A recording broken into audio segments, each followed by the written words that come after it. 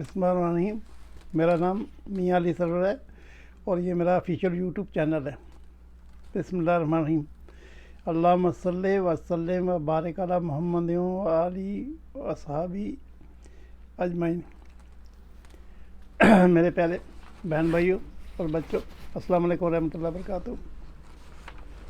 हस्ब दस्तूर मैं आपके लिए एक अच्छी वीडियो लेके आया हूँ। गौर से सुनिएगा, इंशाल्लाह आप महसूस भी होंगे और ये सबक आमोज़ भी है। तो आइए चलते हैं वीडियो की तरफ।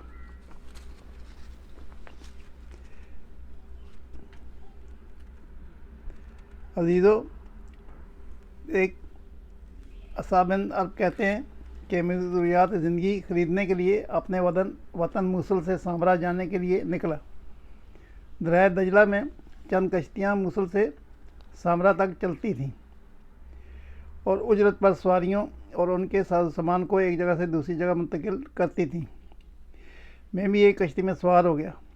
कश्ती हमें लेकर सामरा की तरफ सतह पर चल पड़ी। दरिया दजला की मसाफत तय करने लगी।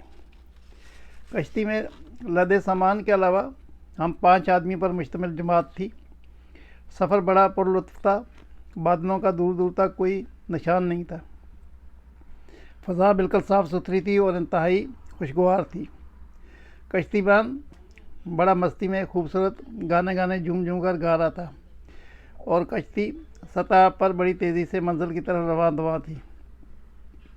कश्ती में सवार लोगों को हल्की हल्की नींद आने लगी, लेकिन मैं दरिया दजला के दोनों जानब के हसीन साहिलों से के मनाज़र से लुत्फ़अंदोज़ हो रहा था। अचानक मेरी निगाह पानी पर मछली थी, उस पर निगाह पड़ी जो उछलकर कूदकर आके कश्ती में गिर पड़ी। मैंने जल्दी से मछली को पकड़ लिया ताकि वह दोबारा दरिया में छलांग न मार दे। मछली को पकड़ने के लिए मैं दौड़ा तो कश्ती अचकोले खाने लगी, जिसकी वजह से लोगों की नींद उड़ गई। जब उन्होंने मछली देखी तो एक आदमी ने कहा, ये मछली अल्लाह तबारक तआला ने हमारे लिए भेजी है, इससे क्यों ना हम अगले साल पर उतरें और उसे भूनकर खा लें। ये इतनी बड़ी मछली है कि हम सब के लिए काफ़ी है। सब ने उसकी राय से इत्फाक किया।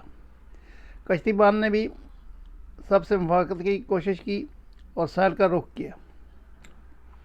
कश्ती सारी तरफ मोड़ दी। हम साहिल पर उतरे और घने दरख्तों के झुंड में दाखिल हो गए ताकि लकड़ियाँ इकट्ठी करके मछली को भूनें।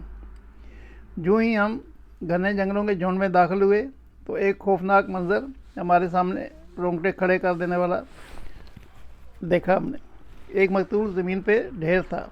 इसके करीब एक तेज़धार चाकू पड़ा हुआ था। पास एक दूसरा जवान आदमी भी था जिसकी मशकें कसी हुई थीं और उसके मुंह में कपड़ा ठूंस दिया गया था, जिसकी वजह से कुछ बोलने के और चीखने चलाने के काबिल नहीं था। ये खौफनाक मंजर देखकर हम पर दहशत तारी हो गई। हम जल्दी से आगे बढ़े और उस आदमी की रस्सी खोली, उसके मुंह से कपड़ा निकाला। वो हर दर्जा खौफज़दा था और नाउमीदी की कैफियत में था। उस फंदे से आज़ादी के बाद वो गोया हुआ कहने लगा, सबसे पहले मुझे पानी पिलाओ। पानी पी चुका तो बयान करने लगा, ये मकतूल और वो दोनों एक ही काफ़िले में थे जो मूसल से बगदाद बग़र्ज़ तिजारत जा रहा था। ये मकतूल भांग गया कि मेरे पास काफ़ी माल है, चुनांचे उसने मुझसे दोस्ती कर ली और प्यार और मोहब्बत का इजहार करने के बाद मेरे करीब रहने लगा। ये बहुत ही कम मेरा साथ छोड़ता था। मेरा भी इस पर काफ़ी एतमाद कायम हो गया। काफ़िला मंजिल मकसूद की तरफ रवां दवां था, लेकिन थोड़ा आराम करने की गर्ज से इस साइल पर काफ़िले में पड़ाव डाला। रात के आखिरी हिस्से में काफ़िला रवाना हो गया, लेकिन मैं सोया रह गया, इसलिए कि मुझे काफ़िले की रवानगी की खबर नहीं थी हो सकी।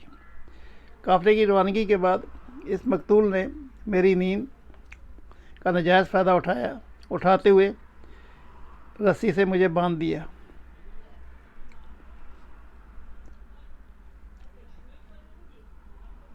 जैसा कि तुम लोग मुझे देख चुके हो। इसने मेरे मुंह में कपड़ा भी ठोंस दिया ताकि मैं चीखो पुकार ना कर सकूं।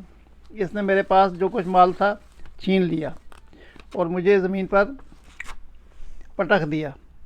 फिर मुझे कत्ल करने के लिए मेरे सीने पर बैठ गया। कहने लगा, अगर मैं तुझे ज़िंदा छोड़ूंगा तो तुम मुझे बाद में जलील रसवा कर सकती हो, इसलिए मैं ज़रूर तुझे कत्ल करूंगा। मैं मकतूल की कमर से बंधी हुई इस मकतूल की कमर से बंधी हुई एक छुरी थी जो ज़मीन पर पड़ी हुई तुम लोग देख रहे हो। इसने मुझे कत्ल करने के लिए कमर बंद से छुरी खींची, लेकिन छुरी फंसी हुई थी जिसकी वजह से वो निकल नहीं रही थी। इसने छुरी निकालने के लिए बड़ी कोशिश की। जब नाकाम हो गया तो इसने पूरी ताकत से छुरी कमरबंद से खींची।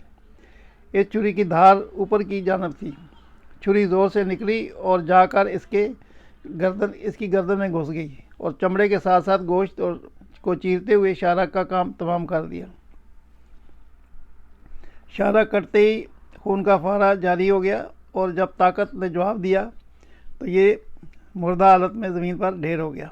ये मुजरम मेरी आंखों के सामने काफिर किरदार को पहुंच गया, लेकिन इसके बावजूद मुझे अपनी कुव्वत का यकीन हो चला, क्योंकि हम जिस जगह हैं बहुत ही कम लोग इस जगह पर से गुज़रते हैं। इसलिए मैं सोच रहा था कि कौन मेरे हाथ पांव खोलेगा, कौन मुझे इस आफत से निजात दिलाएगा। फिर मैं अल्लाह तबारक तआला को पुकारना मैंने शुरू कर दिया। मैंने अल्लाह ताला से कहा, ऐ अल्लाह, मेरे पास किसी को भेज दे जो मेरे इस जैसे आफतज़दा बंदे को इस फंदे से निजात दिलाए। मैं मुसलसल यही दुआ करता रहा। मैं मज़लूम था और मज़लूम की दुआ अल्लाह ताला ज़रूर कबूल फरमाता है,